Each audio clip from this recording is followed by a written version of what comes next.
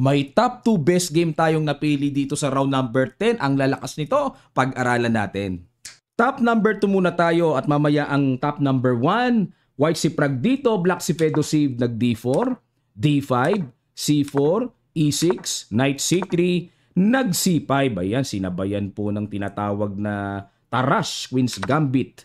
Kinapture ang D5, Knight F3, Knight F6, Bishop G5. Ayan, medyo kakaiba pinili dito ni Prague. Kasi normally po, G3 ito. Tapos nag-Bishop G2 eh. Nag-Bishop G5. Bishop E6, E3, nag-C4. Ayun, sinarado. Meron ding line dito kung natatandaan, nagda-Knight C6 lang. Pero nag-C4 para hindi maka-Bishop D3 ang puti. At kinapture na kagad ang Knight. Kakaiba nangyayari ah. G takes F6. Ayan, medyo nang gulat din dito si Fedosiv na teka muna, bakit yan ang pinang-capture at medyo bahagyang sinira ang pawn structure sa kingside. Kasi po pag nag-queen takes F6, ano meron dito? Mag-A3. Pwede pa rin naman yung queen takes F6 ano?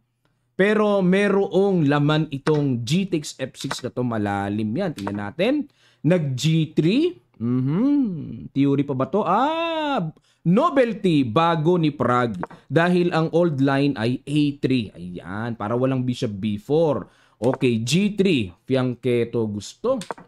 Bishop B4, Bishop G2, nag-Knight C6, castling, at nag-Knight to E2. Ang gusto ni Prague dito, mailipat yung Knight papunta sa F4. At papunta sa H5, mga ganon, Knight H4, pasok ang Queen doon. Yan ang basa ko dito sa paparating na attacking plan, ano? Pero, bad move sa computer. Ang accurate daw ay Knight to H4. Oo nga, direct, ano? Para ilalagay kagad ng Queen sa H5, makakagawa kagad ng kakaibang forma na maganda. Oo nga, mas on point yung tira ng computer. Pero, balik tayo sa Knight E2 ni Prague. Rook C8, Knight to H4, King H8. Ayan, naramdaman ni Fedosiv. Eto na. Kaya umilag na kagad eh. Nag-A3, inatake ang Bishop, Bishop E7, nag-E4, binirake kagad sa gitna. Normally, Knight F4 lang talaga to kung ako eh. Pero in-E4, no? Nag-Rook G8, di pinansin ni Fedosiv, bahala ka dyan, control the G-file siya. At nag-Rook E1. Ayan, prepara muna. Handa muna. At nag-Bishop to F8. Mukhang lilipat yung Bishop sa H6 para mas kapakipakinabang at mahuli niya na hindi makatira yung Knight mamaya pag naka-Bishop H6 na. Nag-Queen C2. B5. Ayun. Okay. Naisip ni Fedosiv. Okay, sa kingside ang play mo. Ako naman gagawa ng play dito sa queenside attack. Nag-Rook AD1. Prepara muna. Nag-Knight to E7, mukhang lilipat doon at gustong paalisin talaga ang Knight na nakakailang na nagbabadya ng atake. At nag-Knight C3, bumalik pero may atake, tempo. A6 dinipensahan muna at kinapture na ang D5, Knight takes D5, Bishop to E4, ayun. Para sapulin ng atake ang H7 at nag-Knight to F4 dito. Medyo kakaiba, okay. Bad move sa computer. Teka muning. Dapat daw ang tira is capture, no? Pero Knight to F4 at unang-una nakabitin yung sa H7 pawn, hindi na sindak si Prague. Siguro napaisip siya, bakit pinapa-capture ito? Ano ba plano ng Knight na yan? Pupunta ba? Checking F1 lang. Ano kasunod? Tama yung Bishop takes. Nag-Rook G5, balik ulit. Kumbaga, nakasikwat lang ng isang pawn. Okay. Pinakuha mo lang sa akin isang pawn. Queen D7, umangat lang. King H1. So, time na para umiwas na rin sa G-file. So, may tempo attack na ngayon sa Knight. At nag-Rook H5. Ang purpose, hindi ka pa rin makakapture sa Knight dahil bitin ang Knight sa H4. At nag-Bishop F3, paalis lang sa torre, pero binigyan ng bad move. Dapat daw po ay F3. Yan ang tira daw. Okay? Para talagang makasigurong suportado ang H2. Bishop F3, Rook H6. Ayan na, nagkasunod-sunod na po dito. Ibig sabihin ay may confusion na. Nakukonfuse na mga player dito. At dapat daw ang tira ay Bishop G4. Salubungin lang. Iyon. Okay. Balik tayo sa Rook H6. D5 inatake na. Pasok ngayon ng bishop, bishop e4 bumalik, at nag-rook h5 bumalik ulit para hindi makasundot ng bishop f5 dito na mapupwersang ma-exchange ang bishop. Nag-knight e2. Napansin nyo po, no? Sunod-sunod ang inaccuracies nila, no? Dapat daw po ang tira dito ay rook g1 naman. Ayan, grabe mga timplahan, no? Knight e2, knight takes e2, queen takes e2. So may threat pa sa tore. Nag-rook e5, umiwas at nag-f4, hinabol ng atake. At nag-bishop g4. Ayan, tinusok muna ng bishop. Queen to f1. Rook h5. Talagang makulit ang tore ni Fedosib dyan sa h5 na yan. Kasi feeling niya may purpose ng atake, no? Later on. Pero bad move na naman. Dapat daw po is rook takes e4 na. Ayan, sabi ni Gotham Chess. Sacrifice the rook! Rook takes e4. Capture, capture. May sundot doon ng mga check-check. Pero equalize. Sabay king g8 lang daw. Equalize, mga kamadyas, no? Mukhang nakakatakot lang sa black pero timplado yan. Balik tayo sa rook h5 na ginawa and bishop f3. Siyempre, kailangan sanggahin. Nag c3, another bad move. Nakakailang palitan na sila ng bad moves, mga kamadyas. Ang best game or best play dito is bishop h3. Pero, nag c3, kinapture lang. Rook takes c3. Good move, bishop takes g4. Queen takes g4. At nag-queen e2. Grabe. Grabe talaga, no? At the level of 2700s, talagang bakit ganun? Inaccuracies talaga, oh. Dapat daw ang tira is d6. Pass pawn must be pushed. Babalik, kailangan barahan, and saka palang mag-queen e2. May threat doon at may nakikita akong parang mga exchange mamaya doon sa e8, ano? Balik tayo. Pero nag-queen e2 kagad, queen takes e2, rook takes e2, and bishop d6. Time na para i-block ang potential strong pass pawn. Nag-rook e8 checking h7. Biruin nyo. Dalawang square na lang pagpipilian. King g7. Bad move, king h7. And nag-rook d8 para paalisin yung bishop na bumabara. No? Bishop takes f4. Okay, pag kinapture, bitin yung knight. Pero mukhang sinadya na ni Prague at mas priority niya yung makapush siya ng pass pawn. Ayan, may mga ganyang realization. Okay, matapyasan mo ako dito. So, ano kasunod mo? May pass pawn na ako, makapush na ako. D7 na mamaya. Yan ang diskarte, no? Nanginain. Kumbaga, sa isip ni Fedosib, di ka nasisindak, ha? Walang pakialam dito si Prague. Push! Then, may tempo check na. Then, queen. Ang bilis. Wala nang pakialam talaga si Fedosib. Bahala ka dyan. Gawin mo. Gusto mo. Mag-ingat ka. Parang ganun ang badya, no? Pero, mga kamatyas, ayan dito. Okay, kung tutuusin, may tempo na, di ba? Pero may malinis na ginawa dito si Prague na talagang masasabi nating malinis talaga, no? Na pamamaraan. Sige po. Bigay ko sa inyo sa ilang sandali lang. Tutuloy kagad natin. Start.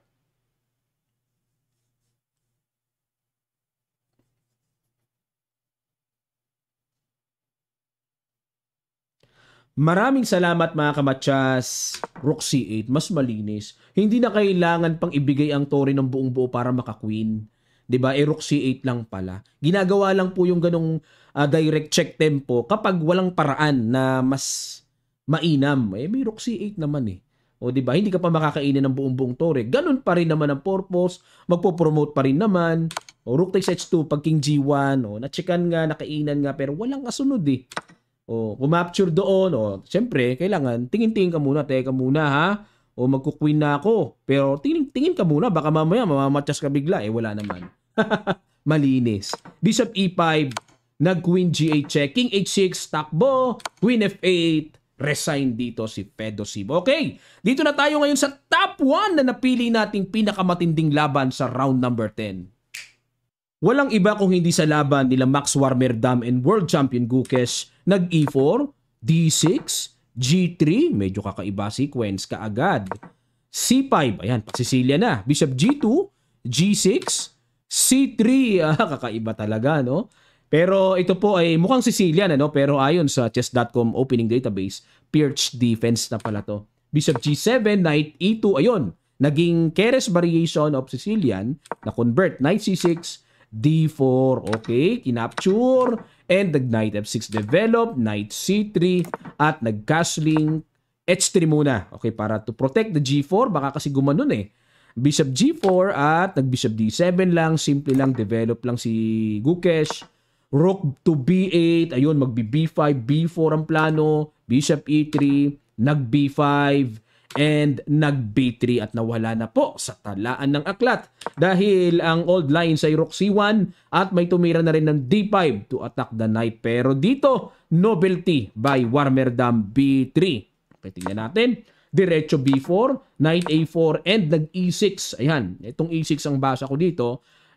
Nakikiramdam kung ano ba ang gagawin ng white sa kanyang central pawns. Mag-D5 ba? Mag-E5. So magandang pang-prepara yan. Ano? And pwede rin mag-Queen E7 or Knight E7 mamaya.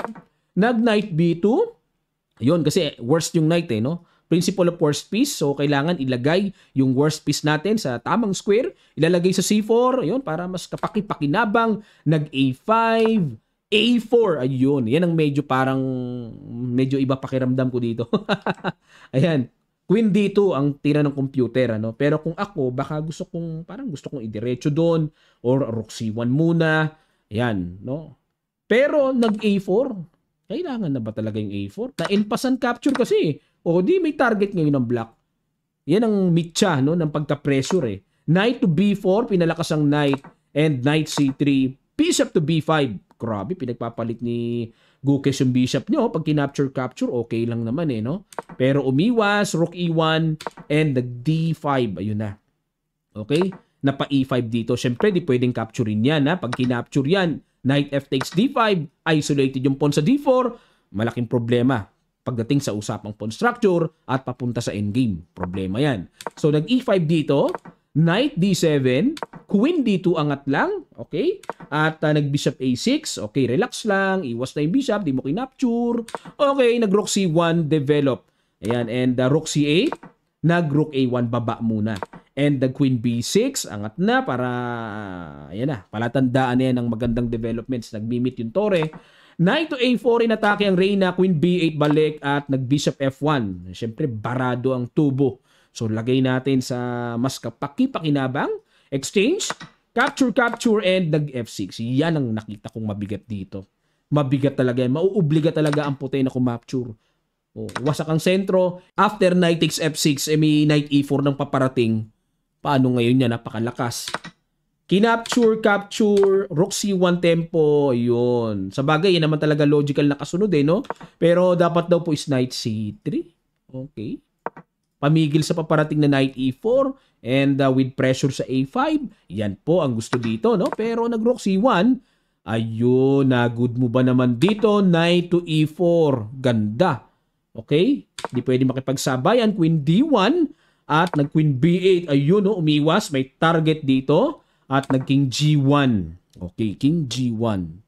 May babalikan tayong portion dito mga kamatyas. No? Why not King G2? So after King G1, lumabas ang brilliant move ni World Champion dito na may ganun na pala. Ramdam nyo ba? Pakiguess nyo dito sa top 1 natin. Ano kaya yung brilliant na yon? Sa ilang sandali lang, tutuloy kagad natin. Start.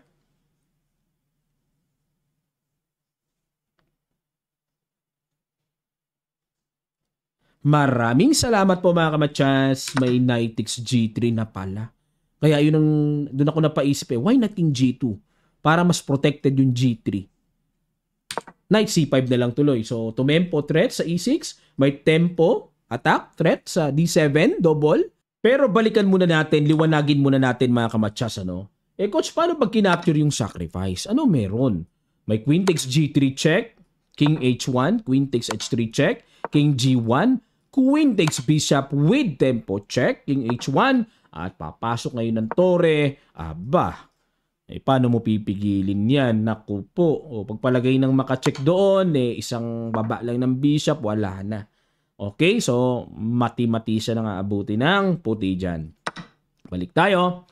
So, napa-Knight C5 dito, no? Ito po yung sinasabi kong babalikan ko, na sinabi ko, no? O, balikan natin. Why not King G2? Para walang Knight takes G3. Ang gagawin po kasi ito, Bishop H6 sacrifice. May ganyan na iniiwasan dito ang puti. Okay, may ganon.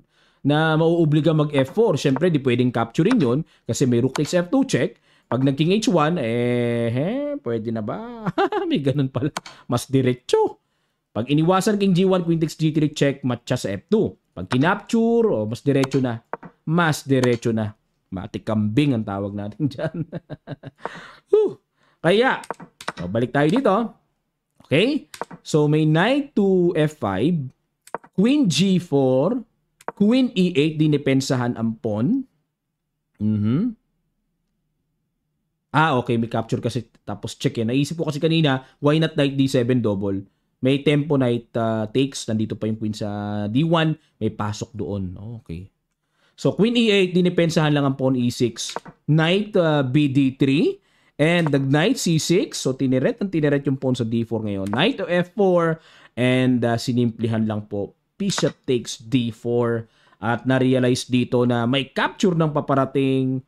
Grabe pressure sa bishop. Pag kinapture naman ng bishop, knight F takes D4, walang makuha.